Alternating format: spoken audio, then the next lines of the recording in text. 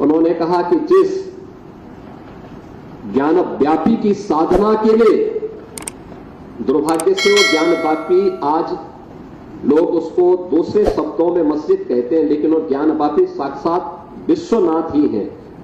जिस ज्ञान व्यापी की उपासना के लिए आप केरल से चल करके यहां आए हैं, मैं उसका साक्षात स्वरूप विश्वनाथ हूं। आचार्य शंकर जब अपने अद्वैत ज्ञान से परिपूर्ण होकर के आगे की साधना के लिए ये काशी में आए, तो काशी में साक्षात भगवान विश्वनाथ ने उनकी परीक्षा लेनी चाहिए। और उन्होंने इस बात को देखा कि प्रातः काल जब ब्रह्म मुहूर्त में आदि शंकर गंगा स्नान के लिए जा रहे होते हैं, तो वह सबसे अछूत कही जाने वाली एक सामान्य व्यक्ति के रूप में वह उनके मार्ग के सामने खड़े हो जाते हैं। तो स्वाभाविक रूप से आदि शंकर के मुंह से निकलता है, हटो, मेरे मार्ग से हटो।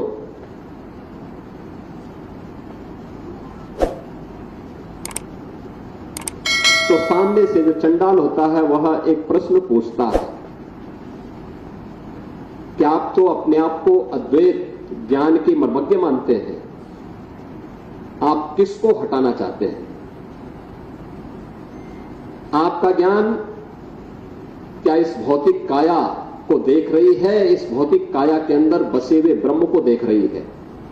अगर ब्रह्म सत्य है तो जो ब्रह्म आपके अंदर है वही मेरे अंदर भी है।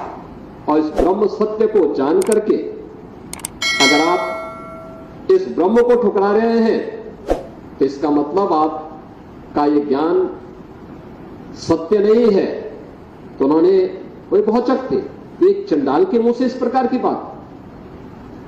उन्होंने कहा कि आप कौन हैं, मैं जानना चाहता हूं। उन्होंने कहा कि जिस